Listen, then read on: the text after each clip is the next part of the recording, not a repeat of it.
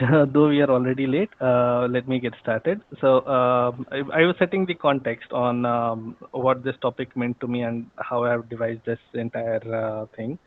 Now, when it comes to edtech, we hear a lot of names in the market, Red Hat, and I know there's Byju's who everyone discusses, and we are like, okay. Apart from the academic institutions, we have technologies coming in. We have other institutions, not institutions per se. These are like kind of helping centers, I would say, but they promise to help children understand difficult concepts in a much better way. And for that, they are using technologies. So I was thinking, why not bring up what they use and then also share with you how our current academic institutions can benefit from those. Is it does it have any merit in bringing those technologies into our normal colleges, schools, so that the reach is wider and eventually the student gets benefited out of it. I'll also talk about how the teachers also get benefited from this. So let's get started. Now, for contents on the slides, we have. I'll be talking over on an overall basis. What is edtech and how is the market looking like in India? Then we'll move on to see how it has come to be, and this will entail some discussion about some practices around the world. Then we'll try to map those practices to Indian academia. What are the benefits? Then we'll look into what possibilities we can take away from this session. I will also have some question answer session if possible, and there's one small bonus content that I have towards the end. Hopefully, everything should help. Okay, uh, so I'll get ahead and move to the overview. For an overview, I just wanted to discuss a bit on the other avenues that we have. For example, there's ICT Evangelist. This is one of the UK's most popular edtech facilitators, I would say. They partner with schools, they partner with other edtechs. Overall, they try to bring in the 100% new technologies and new innovations into the education space, and see to it that we are not missing out from any development that is coming from science and technology of today.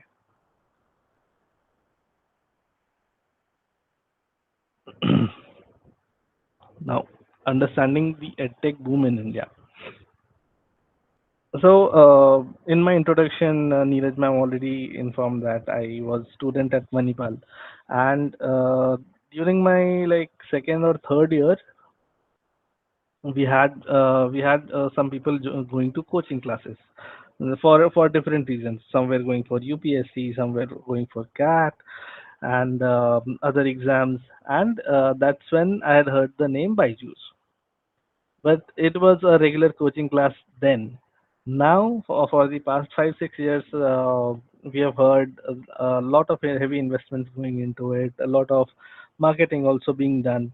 So, how have they pivoted? What have they done to become so popular? What have they done that our usual academic institutions cannot? What have they gone beyond? So, first thing, they have done a market sizing. They seized the opportunity that, okay, we only had like textbook based learning, and we need not be there only. If I would say, I think even 5 6 years ago, Korea had schools who are already totally paperless. They use smart boards, they use tablets. I'm not saying that these are the best of the best things to aspire for, or these are most beneficial for students. But what I'm trying to hint is there was a involvement of technology that was felt, and that market size was exceeding 2 billion USD already. Since then, the approximate annual growth rate has been more than 20%. some of things parameters, if you research, it will be somewhere around 17 to 80%, 18%, sorry. But this is even something that grows at around 20% annually is going to change the total landscape in 7 to 8 years. And this is happening due to internet penetration. So I guess it was around 2014 when Geo was launched, and the internet usage across India was increasing. But since then, penetration of internet and smartphone adoption also has grown multifold, and that has resulted into increased demand for personalized and accessible education. Right now, let's say there are channels on YouTube, there are on other social media platforms as well, such as Vimeo. We have we have people putting up educational content. We have teachers teaching out of YouTube videos. There's a popular teacher Khan. He has videos on YouTube. So they are leveraging technology in some way or the other to expand their content reach. And that is where we need to understand the importance of all this going into the building of the next or the future next generation of our education. Right. Any questions until now?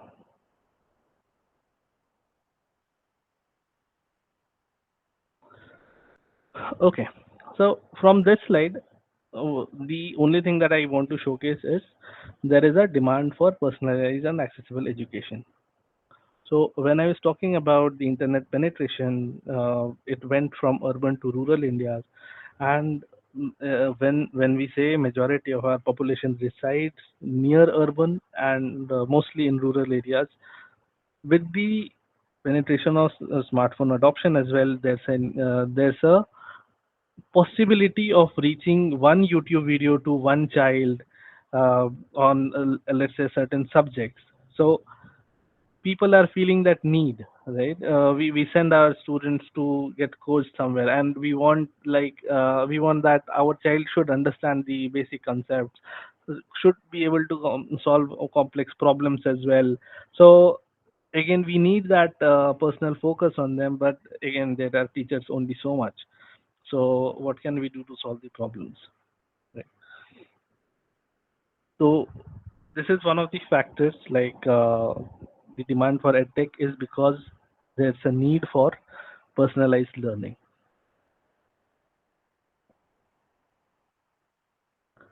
I didn't tell you this before. So throughout this deck, we'll have some of the other questions popping up as quiz. And here is the first question for you.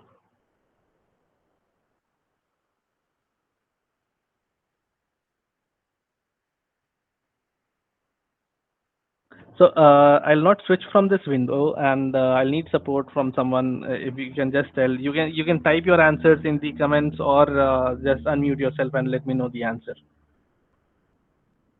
I'll give like another 15 seconds for this so that we move on to the next content. Sir, it's 20% growth rate. Yeah, it is 20%. Okay, thank you.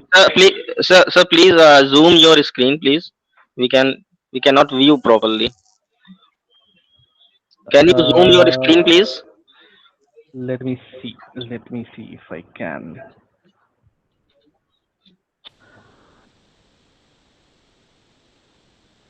Unfortunately, I will not be able to zoom it right now because it is already in presentation. Okay, it's okay, sir. Oh, it's okay. Okay. Yeah. Thank you for the response, though. Okay. So the next topic that we are going to discuss is about the rise of AI in education. We'll see. We'll discuss a bit on how or what AI is, and then what aspects of AI is particularly useful in education sector. All right. So, from the beginning, we have been discussing involvement of technology. I was saying not AI per se. We started with the examples coming in from YouTube, etc. Right, but what we want to actually focus upon when thinking of edtechs of today is the differentiator, and that differentiator is artificial intelligence. Now, I think it will be safe to assume that most of you are associated with the academic institutions, and artificial intelligence is not a new term for you. But what I really want to highlight is within artificial intelligence, these two aspects, machine learning and natural language processing. These are the two base fundamentals that would be exploited in setting the game for the edtech. Why machine learning? Because we want to curate the content. We want to have as latest content. We want to have access to the latest research as well in the material that we want to discuss with students. Then is natural language processing.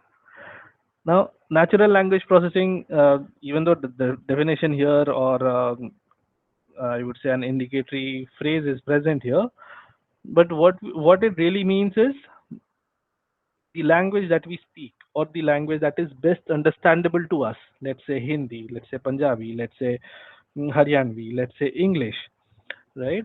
So the computers or these digital devices, these digital domains, they have to understand what we are trying to ask for, and those are enabled by the NLP algorithms. So once we have these two fundamentals captured, we'll have personalized learning, we'll have adaptive platforms, we'll have intelligent tutoring systems. By adaptive platforms, I mean to indicate towards learning platforms which will build upon the student's abilities. If a student is doing well, it will behave in a different way. If a student needs to focus on the concepts a bit more, it will try to do that as well. Okay. So as per me, this is the key opportunity area. This is how the AI will pan out in the edtech. Let's also see some of the examples how these opportunities are being used across. So we have discussed about the example Byju's, and if we try to classify, uh, Duolingo, Byju's would fall into the personalized learning platforms category. Duolingo is a platform that helps you learn different languages, right? Then there are the intelligent tutoring systems, automated grading and feedback, adaptive learning paths, virtual assistants, and chatbots. Now, uh, there are two aspects in a uh, education setup, right? One is the disseminator, like the teacher or the professor, and then there's a receiver, the student. So it it has been like indicated or always highlighted that the benefactor always has to be the student. Does not have to be so. We also need to free up time of our faculties who then need to prep up with the better material, better example, better demonstrations, and to free up their time, we need to take away some of the mundane tasks, such as grading, such as giving personalized feedback, right? So that's where some of the things such as virtual assistants and chatbots would come in.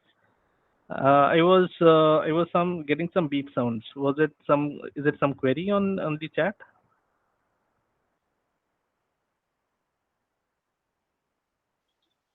Yes, sir.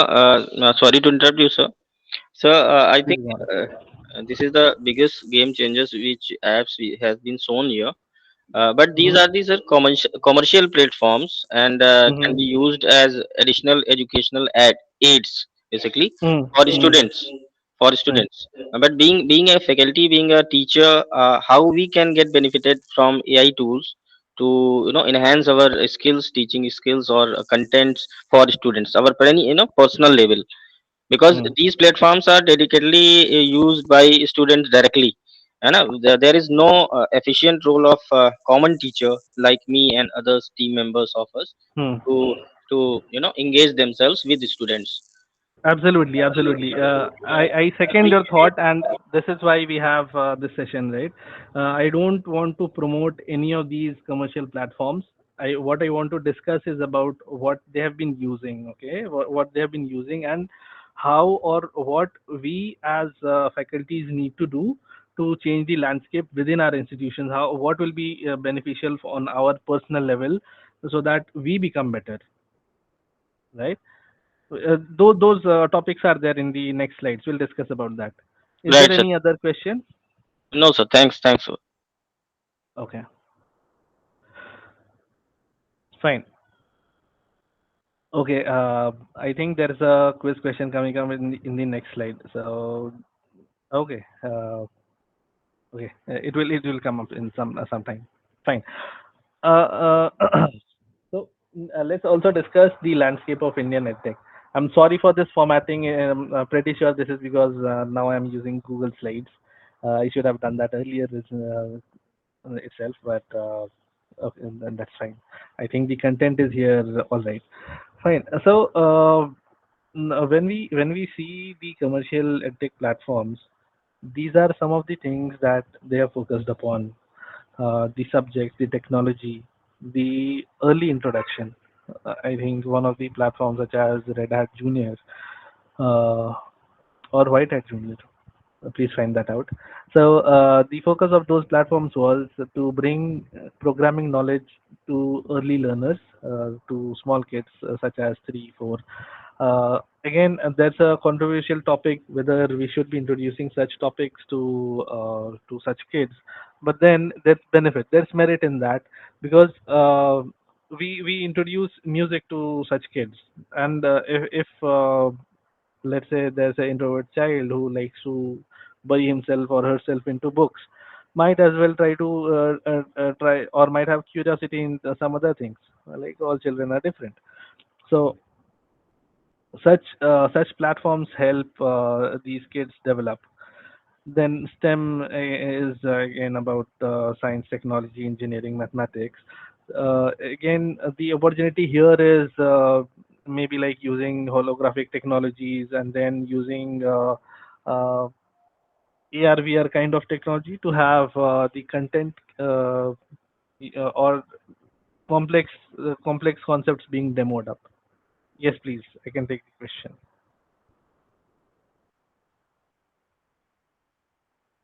I don't know. Means I'm getting the beeps on the call, so Yes, I'm sir. assuming that's a question. Yes, please go ahead. Sir. Thanks, sir, for giving the opportunity once again. So, I think so. When we completely depend, or we will increase the dependency over these kind of tools for enhancing our educational benefits. Mm-hmm. Simultaneously, we will increase our dependency over phones also, devices also. Many जो consumption time होगा 24 hours में, it will increase 2 3 hour screen time for kid or a children or a growing child. So how we will tackle if we will completely depend over these kind of tools? It will increase 3 4 times of screen time, and after that educating, he or she will perform further task also. So how a person, or how a kid or How parent will will manage? handle that, right? How will handle that? Beautiful question. Thank you. That's very thought provoking. I'll tackle it in a layered manner. First thing, we want to reduce screen time of our children, and possibly ourselves also. We spend too much time on our phones. But then why do we want to do that? One of the reasons is that it is harmful. Looking at such screens and always into one or the other screen, it's harmful. But then now there are other technologies. For example, I would say Kindle. And let's say a kid uses it for 5 to 6 hours a stretch. There are no negative or bad radiations going into it. So we need to come up with such products But that for are, kin- yeah, for but go on. for the type of Kindle, you know उस type की जो app है उसका एक separate target market है, हाँ हम उसको नीचे से ऊपर तक कंज्यूमर जो हमारा है या कस्टमर है या क्लाइंट है या यूजर है उसको फ्लोट नहीं कर सकते। मतलब there is a separate target market for Kindle users. Basically I absolutely think अगर हम एब्सोल्युटली। सर्वे करें सर तो we are having 20 plus members here, और हाँ रेयरली किसी के पास किंडल होगा यहाँ पे, आई थिंक। लेकिन आप मुझे बताओ, ये is it because of target market और is it because of lack of lack of interest? Awareness maybe, so lack of awareness may lack be. Of awareness,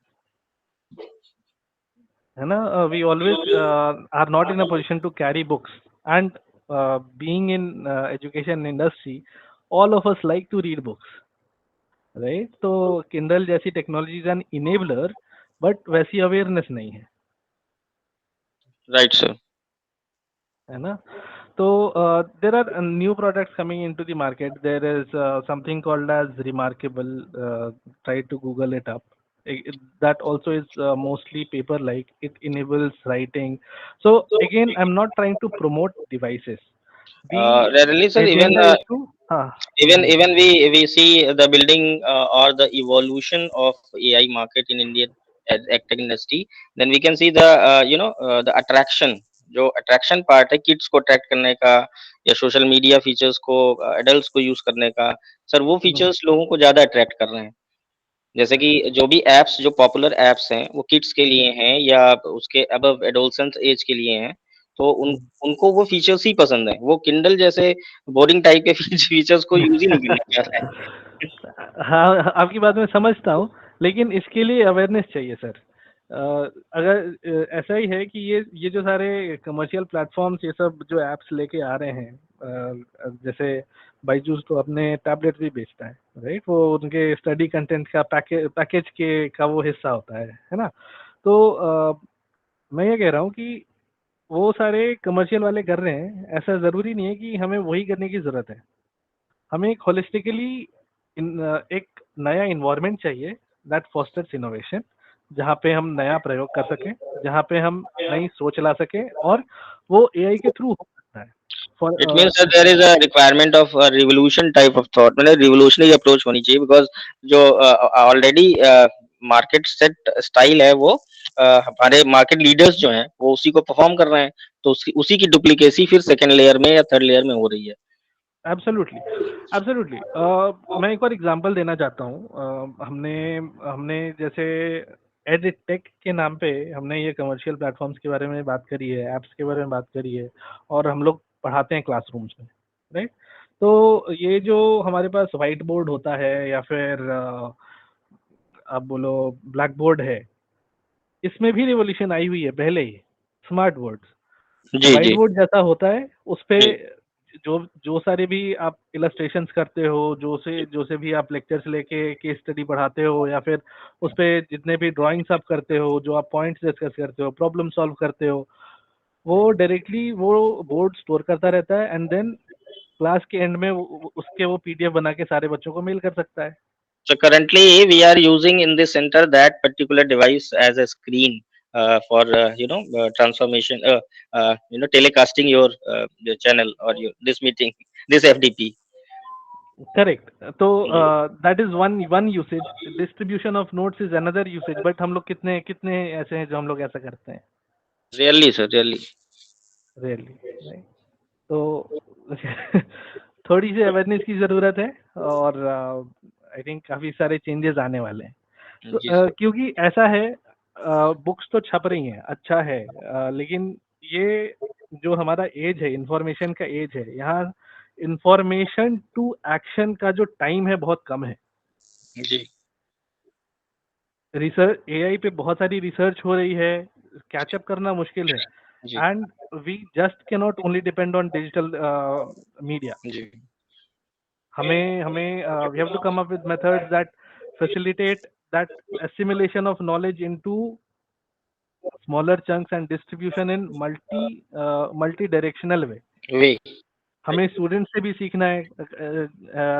कई सारी चीजें होती है जो हम लोग बोलते हैं स्टूडेंट्स को, आप बता के दो, आप प्रोटोटाइप बनाओ, वो हम लोग अपने एज अ सीनियर या एमटेक एज में भी हम लोग यूज करते हैं। जी, राइट? जी। ठीक है। तो आई थिंक और कुछ थैंक आधे यू। घंटे से प्लीज लगभग कंटिन्यू आधा सर। घंटे तक ही है। Please continue sir. ठीक है, और कोई क्वेश्चन है क्या? No sir. ओके, तो ठीक है। तो on an overall basis, this is the landscape that people touch. But here, then there are a lot of possibilities. The learning management system, इसके अंदर वो personalized learning या adaptive pathways हो सकते हैं, which will help students. And and these are dedicated systems, right? These are not apps that can be deployed somewhere. Okay, time for another quiz. I'm sorry I cannot zoom it, but I can read the question out to you. The question is, which AI application was highlighted as an example of major adoption in the Indian education context?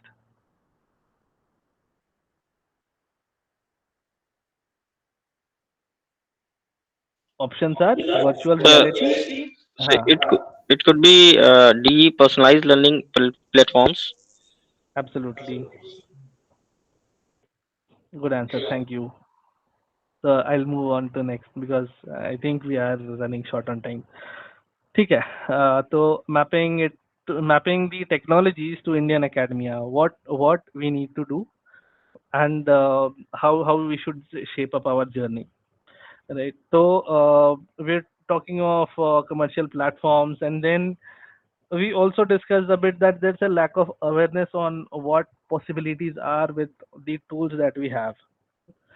Here I want to highlight that artificial intelligence throughout has been seen as a threat to eliminate jobs, seen as a threat to uh, like question our own existence. But that's not the right way. We have to first uh, try to gain from it, right? So we first have to see how it can help us augment. For example, if we can develop a system that ingests new research papers and brings up the summaries of those papers and can showcase us in the class, that is one avenue that can help us greatly. It will keep us up to date with the latest happenings in the market. It will keep us up to date into what new possibilities are there, and then we'll try to do new projects and possibly help in like contribution to India's vision. So one of the things is to upskill ourselves, and the other is to talk to professors or other in the education industry who are already trying some of the other methods of implementing AI into their learning journey. Now, this entire section that I'm talking about mapping to Indian academia, this is to discuss the core things on first how we inspire the faculty, then what AI skills are needed for them, next, what challenges could be there? And we'll also talk about a bit on the investments. Okay. So we talked on the inspiration part of what can be done to engage faculties in a better way. Next is what skills are needed. So first, when we want to use AI, we ourselves should be clear on what exploitative algorithms are there that we need to focus upon. We can't be generalistic in this approach. We cannot go after every algorithm that AI offers and then try to boil the ocean. Not the right way. So one of the things is, and the skills here are highlighted, like these are important and also very basic ones and not very complex. So some of the just understanding of how AI works, mostly it is based on statistical models, so should not be very difficult to absorb. Then we want to have some data literacy as in when we talk of data into let's say Excel world or things like that, we don't know how to analyze it. We need to be a bit coherent in the approach on how we want to deal with the data. and what inferences we can draw from a table or from large data sets, those kind of things. Then will be AI tool selection and evaluation. So let's say I want to showcase a demo of a in physics. Let's say there's a three body problem. I'll try to use holograms for that. Or if I want to make things more immersive, I'll try to use virtual reality. So things like that. Now there are several options that we can pick and choose from, and from there we can enhance the total learning experience. Then integration and implementation. So I spoke of virtual reality. There are other aspects as well. The other one that I was speaking of, the ingestion of new research papers, that will be another ML model. So these systems need to talk to each other, and that is where I see the opportunity with the academic institutions. It is not the question of having these available commercially, because simply this is not the aim of the commercial companies that we talk of. So there should be a tailor-made program for, I think, faculty development at this part. Whatever content Mhm. you are telling. There should be right, but again, that's something. And this topic is so big that getting hold of every string here in like 90 minutes is difficult. But I can see like you are getting the vision of what possibilities are. Let me know if you have any questions. Yes, sir. So the industry is poised to transform completely in future. I think recently True. 2 to 3 years. Right. And while it is transforming, we also need to be focused on the ethical considerations. So one of the very basic things is going to be data privacy. When we talk to children, they come up with several problems. It could be related to the subject matter, it could be related to something else. Uh, and we have to model our learning platforms in such a way that it ensures data privacy. And this is also one of the most important topics. I think Europe does a fantastic job in having data privacy implemented at workplaces and also at academic institutions. Then a bias. Uh, this is also one of the most important things. So we Indians are biased in a different way. Americans would be biased in a different way. And let's say if we are brought face to face, probably the disagreements would be because of our biases, right? And that also would entail the responsible use of AI. So whatever, like, these skills also turn into the challenges. Now we have to do something about data privacy. We have to ensure that whatever we are consuming is only for the educational purpose and does not hurt the sentiments of anybody else, any individual, in whether in the teaching staff or in the reading staff, such as the students. We also have to ensure that all the teachers get the proper training and support. Sir, you are absolutely right. You will need a bigger program in the entire like FDP vision to be embedded, so that we discuss about a plan to train teachers on all these new technologies. Addressing digital divide. This point is loosely talking about the internet penetration that we spoke of, but also in our own schools or colleges, we want to improve the overall usage or the productivity of the tools that we already have. The smart board, for example, the projector is already everywhere almost, but we are only using it to showcase the content, and there's a lot more that we can do.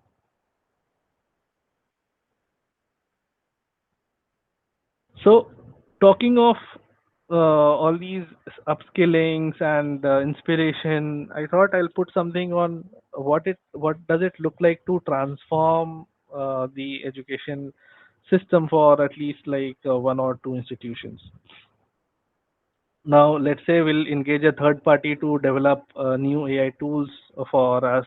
So they might charge somewhere between 50,000 to 2 lakh rupees for one-time deployment, and then it will be their headache to come up with training programs to maximize our ROI, right? So once we have these two sorted out, then we can have a full-blown workshop, online courses meant for the students, meant for any consumer who wants to be there. Now, इसमें there is one example that is, let's say, not very intelligent, but it is quite useful. For we all know about NPDEL, one of the portals where almost on any subject we can find the video, and we can learn from the absolute best in the country. That that portal did not need to have AI tools embedded into it, and if we do so, just imagine what kind of opportunities we have at hand.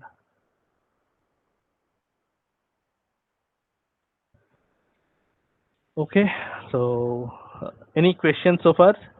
If not, I have one for you.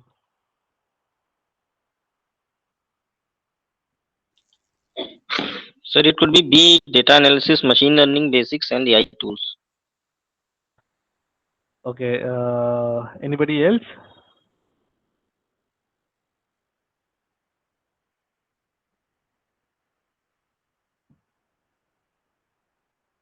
Sir, that is correct. Thank you, sir. Yeah. Okay, so next section is holistic benefits. So right now, like, I'm trying to move through the presentation quickly so that if there are any like further deeper discussions we want to have, we do it and close within time, right? So this new section, the holistic benefits, it is not only to highlight the benefits that students will have, it will also focus on what gains we as teachers should be having. So all of that is like highlighted as aim, right? The purpose of improving the education and embedding technology into it is so that our students have a better skill development. As of now, we see, even if repeatedly we invest so much of our energy, but the skill development is low. And AI can help us come up with methodologies that will help us improve the skill development. The overall agenda of education is to have better employability so that our students go and engage into complex tasks which cannot be done on, let's say, only instruction basis. That is why probably we don't have many people looking into investment banking, but we know that's a complex task to do. We don't want our kids to do simple jobs. We want them to take up complex ones so that they get a better ROI of their own investment. And then for us teachers, it is the fulfillment of higher purpose. Many of us really are passionate about teaching, and somewhere there's also a feeling that had I had more time, I would have used better examples. I would have brought in foreign authors. I would have brought in other people to showcase examples of what I'm trying to convey. And this is specific or unique to each of the teachers. That is what makes us different from the crowd. We have several mathematics teachers, but let's say we prefer one specific one because the method that they use is really engaging or resonating with the larger group of students. So the involvement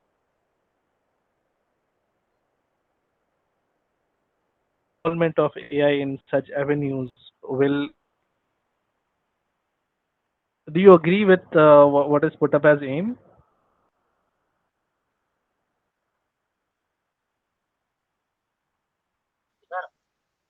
Hmm.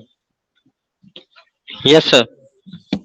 Okay, good. Then I'll move on. So then this next section is going to talk about. what can be done and what could be the benefits. Now, we said we'll be using AI to embed some of the new things into our education, and one of the ways that we can embed is to automate tasks.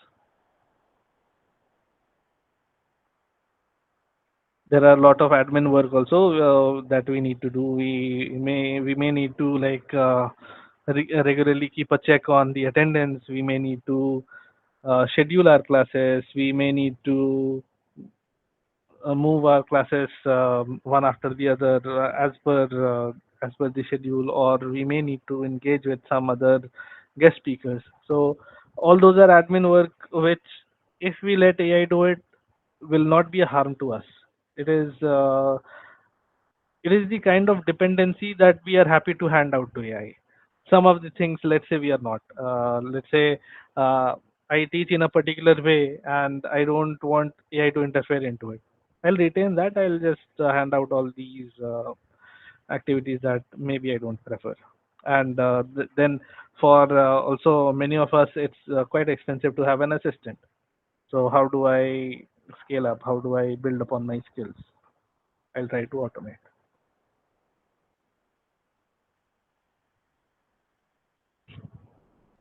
Then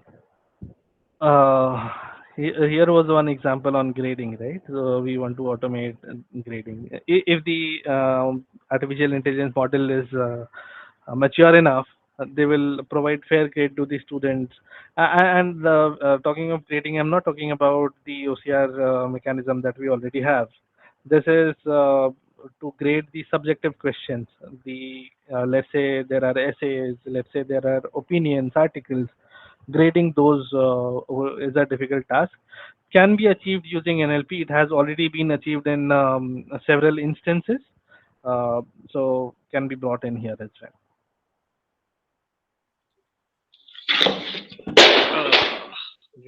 Yes, Sir, yes, yes, yes. sir, is it possible कि it is a threat for teachers कि AI could replace a teacher also in future? Not really. See, I think this is the viewpoint that needs to be changed. Of let's say you have a car. Has it eliminated walking? No, right? A car is meant to take me from one place to the other in in a faster way, but I still need to walk. Similarly, AI needs to be used as a tool. I uh, if i if i try to be over dependent onto it, that okay, I'll train you to generate the content what to teach, I'll train you how to teach, then of course I'm trying to replace myself. And there would be applications of that. I'll tell you. Like there are several. I am from Jharkhand, so we have several government schools where there are no teachers, and the government there cannot afford to, have teachers there even at a basic government pay scale. So how do we help children there? If let's say there's a robot who can teach, maybe it will need less of maintenance, but if I think that okay, that teacher got eliminated, that's not the situation. The situation is there was no teacher in the first place,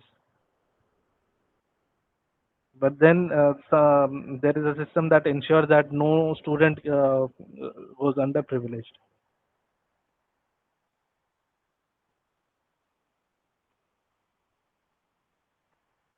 So there will be instances, or this is actually a this situation.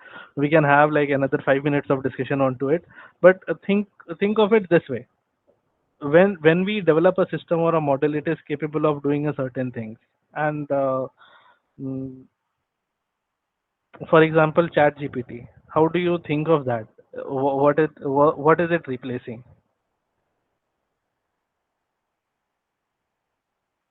If I tell you that this entire content that I'm showing you was developed with ChatGPT, what would your reaction be? So it could be, it can be developed with the help of ChatGPT.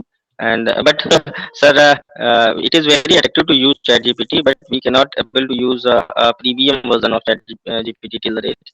But I think there are various helping features to generate Excel files or PPTs or such any other data analysis type of representations. It is very helpful for such purpose. So you see that handoff, right? ChatGPT or any such technology will give you only so much, but in order to really use it, you need to polish it. Maybe ChatGPT will give you coal. You need to burn it. You need to polish it so that you bring out the diamond out of it.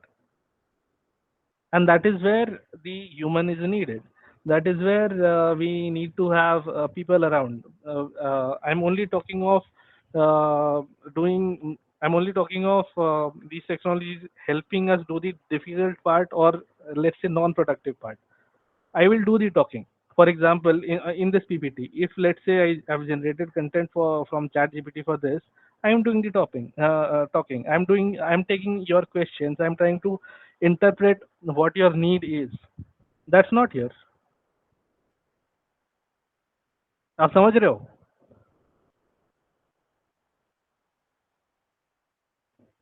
या जी sir, अगर हिंदी में भी समझाना है मैं समझा सकता हूँ इसको वापस से. Please sir, please. तो वैसा ही है. सी आपको टेक्नोलॉजी बस उतनी सारी चीज़ें दे सकता है, और उसके बाद आपको खुद से काम करना पड़ेगा. एक जैसे वर्चुअल रियलिटी में मैंने आपने अगर कोई डेमो दिखा दिया या फिर कोई कंसेप्ट एक्सप्लेन कर दिया, टेक्नोलॉजी ने नहीं किया, टेक्नोलॉजी ने बस शोकेस किया. वो अंडरस्टैंडिंग के पास लेके जाना, स्टूडेंट के क्वेरीज लेना, वो सब एक टीचर का काम है. वो सब एलिमिनेट नहीं हो सकता. That is the in essence effect. Of, that is the essence of that हाँ, role. correct. And every other thing. I am part of a consultancy where we talk with large corporate ke finance directors, marketing directors. This is a common question. Will it eliminate the role of financial operator? Will it eliminate the role of a marketer? The answer is plain no. It is an enabler. It is not an eliminator.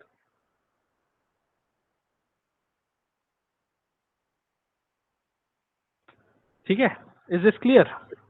जी जी sir. Okay. ठीक है. So moving on to next. Now this is all about like what advantages or what sections we can hand out to AI and improve our skills. Yeah, yeah, rather free up our time. So one was automating the task. Then we are going beyond grading. What else to do? So we can develop adaptive learning platforms. Sorry. So for adaptive learning platforms, we discussed as per student needs, the platform will itself adjust the content. It will not change the content. Rather, uh, uh, it can repeat some of the content so that the child gets acquainted with it and understands the underlying scenarios. So then we have beyond automation, what to do. We'll get data-driven insights. If on this forum I ask people to do SWOT analysis, we'll come up with 3 to 4 points. Use AI for it, it will come up with 7 to 8 points. So in effect, it will enhance the overall productivity. So that will entail a differentiated instruction, right? So when we are more aware of what is needed, and we there is a way to personalize the dissemination to a particular student or a group of students, the entire instructions what you want, the way it can be orchestrated would be very very easy, also unique. So the return on your energy would be much more than what it is as of now. And the upcoming two slides are going to talk about what we can do beyond the classroom. So immersive learning experience, let's say we can explore AR, VR. Uh, these days, Apple Vision Pro is quite popular, but again, with these technologies, we need to be careful on in what moment we want to use it, in what scenario is it most beneficial, and again, it is up to us to decide upon. But the next one, this one, gamification. This is something that is really happening. Some part of it is also exploited from the commercial platforms end, but yes, we can bring it in our classrooms as well. So during my MBA days, our professors used to have gamified sessions. It was using a bit of AI, and that's how we were taught, let's say, game theory. It is a tough theory otherwise to master, but the way it was taught, and also then we looked into Six Sigma, right? So when they use gamification methods, we remember it till this day. So again, it helps in better understanding of the concepts, and that's how we can leverage technology into improving the entire ethic. And this is the end of the content that I had. There is a question that will come up at the end of this. So, until now, this is what we have discussed. We have discussed how the edtech in India has shaped up. We discussed a bit about the platforms that we have. We have discussed how our faculty members can upskill themselves in which areas, and what benefits holistically we can derive out of them. So this last section, this only talks about how we can embrace everything. What could be the methodology, or where we can at least do a head start. All this talk is good, all the benefits is good, but how do we start? Unless we can deliberate or come up with a plan, all of this is useless. So it is again like thinking like, okay, I'm a woodcutter and sharpening the axe is important, but then I have to plan that. Otherwise, I'll not be able to cut as many logs of wood as I plan each day, and I will also not improve. So let's say I want to throw the axe, I want to use the chainsaw. I have to train myself to use the chainsaw. It is like that same thing. So we have to explore resources. Then one of the key things is to collaborate. In education world, what we have seen is it is only on the forums like these that we tend to group on. But when it comes to like teaching, we are mostly individualistic in that approach. We want to do it our way. We don't want to look into what others are doing. We sometimes do not like to appreciate what others are doing better than us. So that's not going to be helpful.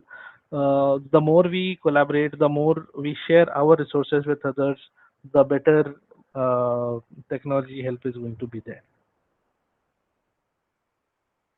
And then once we have done all that, we'll become the change makers. We'll become one unit that focuses on the overall transformation.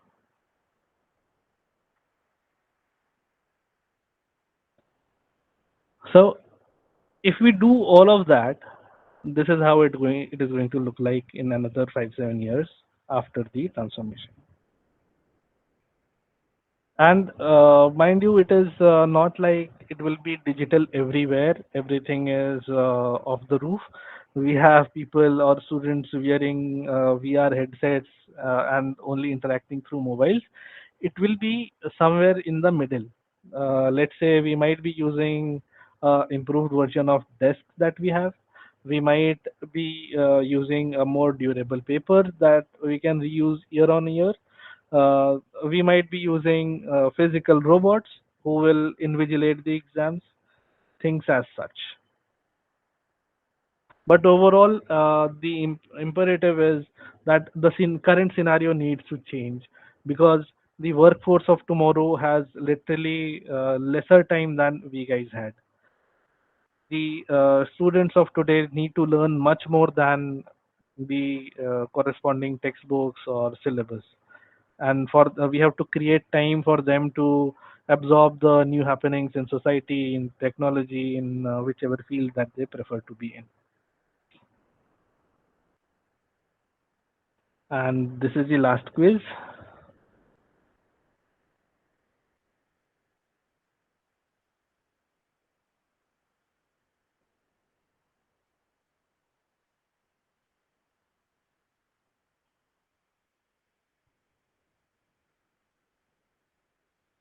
Should I read out the question?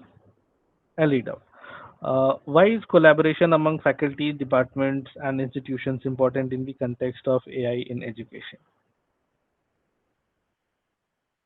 A, to compete for funding opportunities. B, to foster knowledge sharing and innovation. C, to create competitive environment. Or D, Sir, option B. B. Yeah. Thank you, पहली बार फिर मैंने किसी और का आवाज सुना है. Good. The answer is B. So we'll come back to this slide. There's another like 2 minutes in my session. I'll show something, and that's in the appendix section. So someone by the name of Richard Jones, he had drafted a model and come up with this ADDIE. This somewhat details out on what steps we can take. Now, when we talk of tech adoption, especially in these education-like sectors, we have to think in phase-wise manner. We cannot think of a overall transformation at one go. We want to divide it into phases so that we are also keeping up with the change, and our students are also not feeling left out. Sometimes it is very difficult to upskill or very difficult to adopt a new technology. So this kind of model, analyze, design, development, implementation, evaluation, this again this is shown like a decision map here. I'll share this slide so that we are able to go through. I know right now the text would be very small for anyone to read through. Right. So, but this is something that will really help in planning how we want to bring in the tech augmentation into the education world that we have right now. Okay. So I'll go back to question and answer slide. Okay. So I'm done. Let me know if you have any questions, and let's address those.